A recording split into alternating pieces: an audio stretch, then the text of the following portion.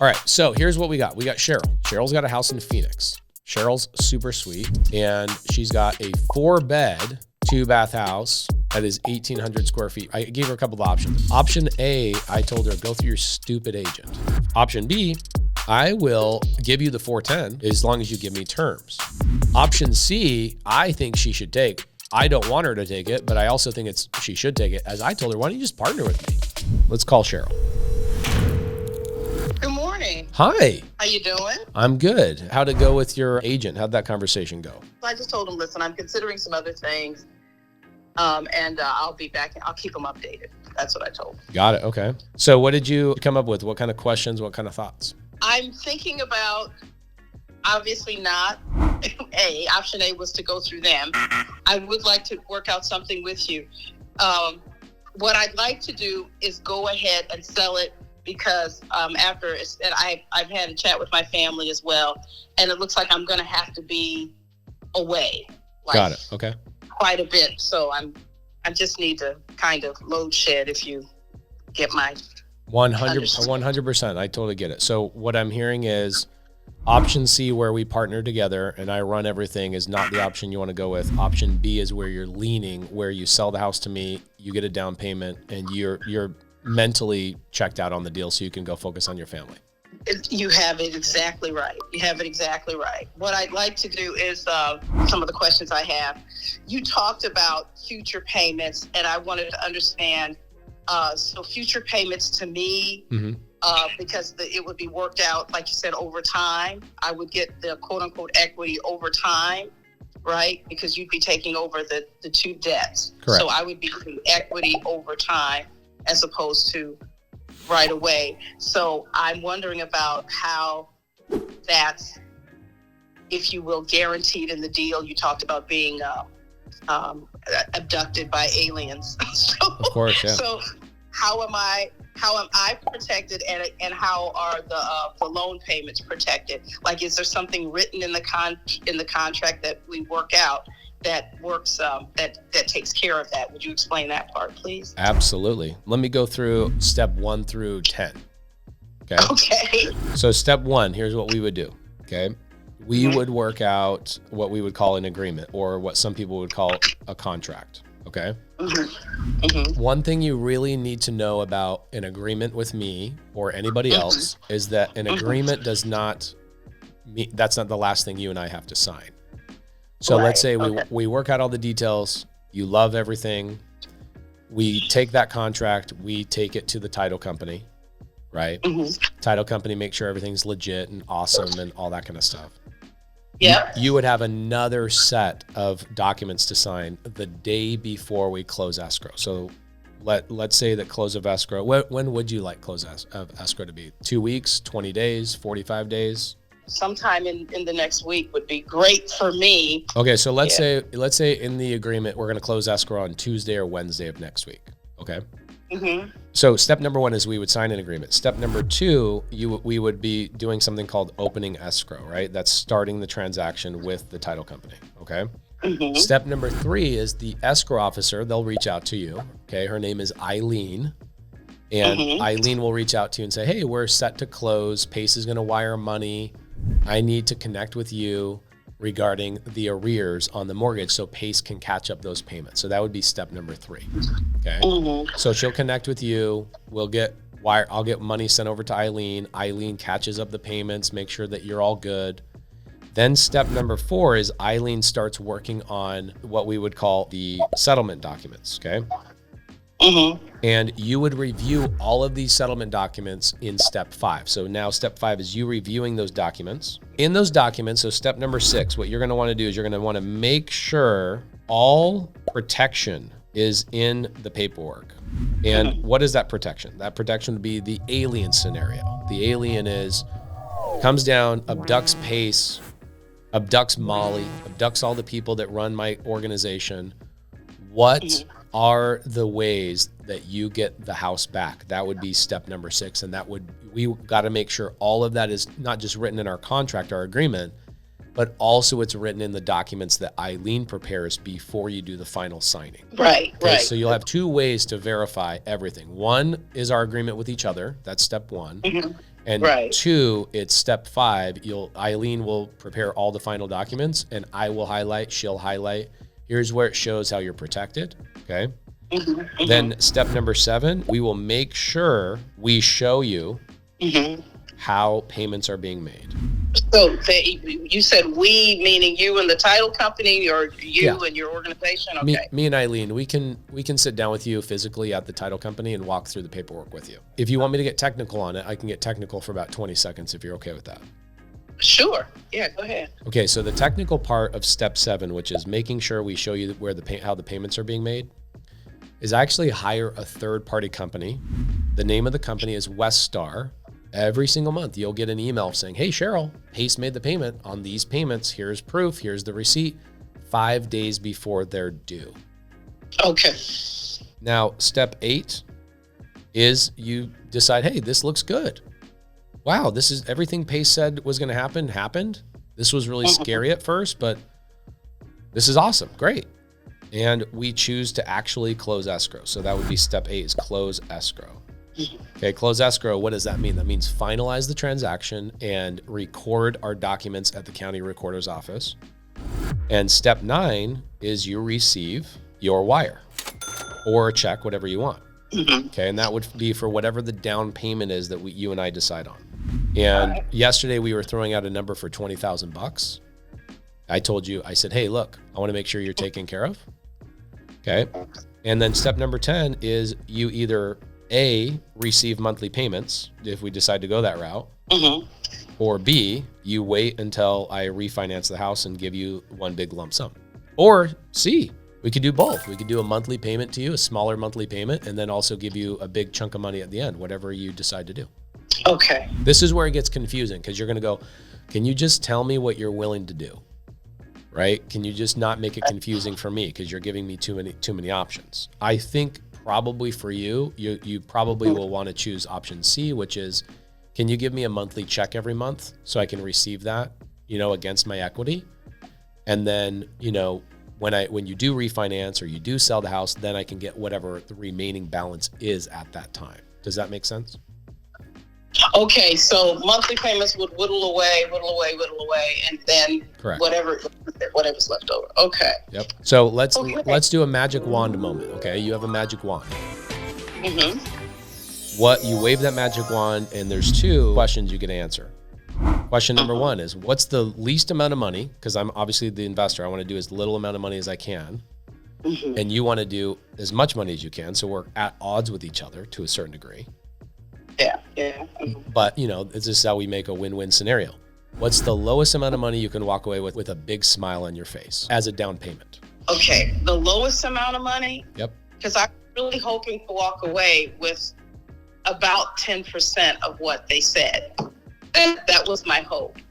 10% of what they said, meaning what you were going to sell the house for? Like I was hoping to go with like 40 grand, just round it, 40 grand. Okay. But and I've heard you talk with me. Could we? You've seen my house. I have supplies and appliances and furniture. You've seen it. Yeah. That's all I have to offer. To get as close to that number as I can. You know what I'm saying? It's not like I can offer you another car, a Prius. Of course. Anyway, you know what I'm saying? All I have is the stuff that's in the house. Okay, let's say. Yeah. If I gave you $41,000 and you included those things you just said, right? I give you $41,000 the day we close escrow next week. Yes. If I give you that $41,000, would you be open to me not making any monthly payments to you for the first 12 months? Yeah, I could do that. Okay. So what that allows me to do is that allows me to get the house stabilized. And, I'm going to go borrow that $41,000 from one of my private money lenders. Right. And I've got to pay a monthly payment to them, right? For that $41,000. Right. So I'm going to be paying interest on that, right? So I'd prefer, hey, Cheryl, if you want a big chunk of money up front, let me go borrow it from somebody else that's going to make the deal happen, and I'll pay interest to them, and then we pause monthly payments to you for, let's say, 12 months. Yeah. Okay. Are you okay with that? I could work with that. Yeah. Cool. I Okay, yeah. so that's the first question we had to ask was what's the amount of money you're hoping for? Okay. Mm-hmm. And you'll notice with me, here's what I expect from every seller I ever do business with. Have I fought with you one bit on anything you've ever asked me for? This is what appeals to me about the videos I've seen. I've seen you in conversation with sellers. I've seen you, and you are just cool. You know, you just talk to people like they're people. Like you're not at odds with people. You're trying to work. You're trying to fix the bunny problem. I have your hat. I'm trying to find the bunnies. That is 100% correct. Okay, so first question is 41,000. Cool. Sounds good to me. Right? You include those things. We pause payments for 12 months, and I focus on making payments to the lender that brought the 41,000 to the table to make sure you get taken care of and you can go and take care of your family. You don't have to think about money for a significant amount of time. The arrears are all caught up. The house is closed. We've gone through escrow. Payments are being made. Now your credit's being rebuilt. Like all of that's done by, let's say, Wednesday or Thursday of next week. Okay. Mm-hmm. Mm-hmm. Now the next question is, when do you want the remaining equity? How long are you willing to wait for that remaining equity? In my mind, I'm like, Sherrilyn, tell me 50 years. Right. Of course. Yeah. Right. But that's obviously my side. So like, what's your side? What's your magic wand moment? Well, I would hope after a year. I'm pausing payments for a year, but maybe I don't know. Here's what I think we do. I think I'm in a situation right now where if I go and refinance and I pay you off, I don't know what a year looks like. At some point, interest rates will come back down to, let's say, 5%. Mm-hmm. Here's what I think we do. And I'm going to give you a request. I'm going to give you an ask on my side. Okay. Okay. If I give you 41,000, we pause payments for a year. I start making payments to you on month 13th of, let's say, $300 a month. Okay. I'm just making this up. I'll lead to my ultimate point. I make a payment to you for $300 a month. Doesn't sound super exciting. I totally get that. And I make that payment to you until I can get a refinance at 5%. So I can go down to the bank and I can say, oh, interest rates have dropped 1.5. I can do a refinance and I can get Cheryl paid out the rest of her equity because now I can actually get a loan that makes sense for me to pay this off. That could be, here's the challenge with that. That could be 8 months and that could also be 21 months. But you've got a big chunk of money up front. You've got monthly payments starting to kick in. And then you and I are just basically waiting for the rates to go down to a rate that I could actually refinance and get you the rest of the money. So would something like the rate needs to be in the contract? Yeah, we would actually put that in the contract, yeah. Okay, so you would want a rate that's lower than 5%. I would just say 5%. Okay.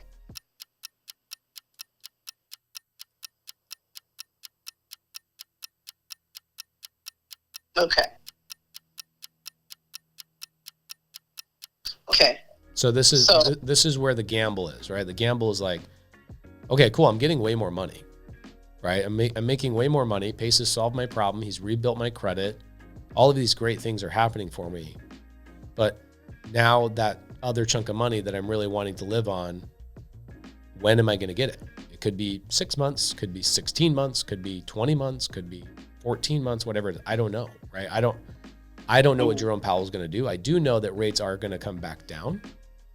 And so when they do come back down, I then will call you up, or Molly on my team will call you up and say, hey, Sherrilyn, just so you know, we're going to go forward with the refinance. We might get you involved. We might need you to sign something to get you all the way paid off. And she'll give you an update. Like she'll go, hey, we're going to start the refinance process and it'll take 30 to 45 days. We'll get you the rest of the money. Here's what I think our next steps are. Okay.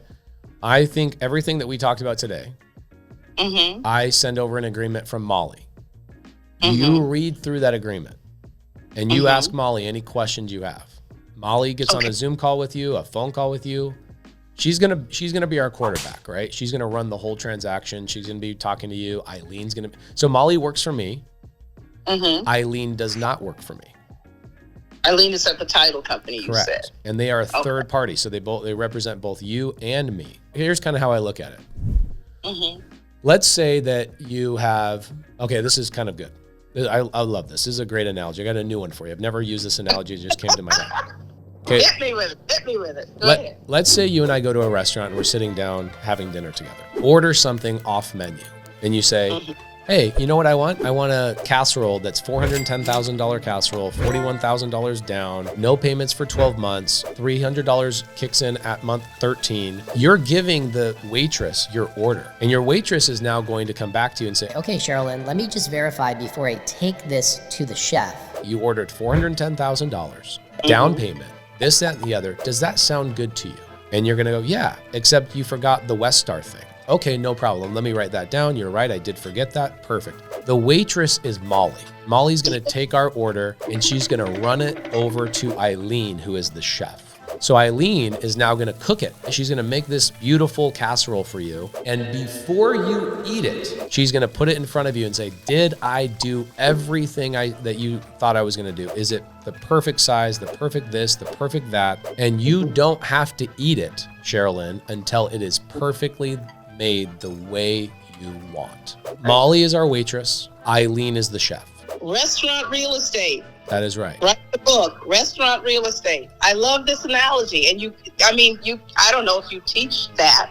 I've literally never said that out loud. I just made that up on the spot. So what do you say? I get Molly to send you over the menu and you pick out what you want for this deal. You and Molly work it out and we send it over to Eileen. And before you decide to eat this thing, you have Eileen show you exactly what it is. Are you good to have me just have Molly reach out to you and we get the menu started? Yes. Okay, perfect. Yeah, I've had my water and I've placed my appetizer order and I'm good. Yeah, I love it. Thank you. Let's get it going. I appreciate you. Thank you so much. Okay, talk to you soon. All righty. Thanks again. Okay, bye-bye. Have a good day. Bye-bye. Now, if she was smart, she would have gone with option 3. Option 3 is like forever, like she would have made so much more money. The challenge is when she made up her mind, okay, she told me, I want to go with option B, even though I think option C is better for her. But what's the downfall, right? The downfall is mentally, she doesn't want to have anything to do with the house. So she's like, I don't want to be a partner on the deal. I don't want to be involved in the deal. I just mentally want to check out. Like, has anybody ever had something like in your life? You're just like, I'm done with this thing. I'm done with it. I'm done with a partnership. I'm done with a relationship. I don't care. Even if it could be fixed, I'm done. I'm done, right? And so I think that's where she's at. She's like, I'm just done. Like, take care of me. Now, this is a great deal, by the way. The house is already renovated. And so I don't like when she wants a down payment of $41,000, the house is worth $400,000. I'm giving her 10% down. I don't have to really spend any money on renovation. I could rent this thing out today. Like, it's ready to go. Man, I love seller calls. Nothing makes me happier than being on a phone with a seller. Thank you guys. Appreciate you so freaking much.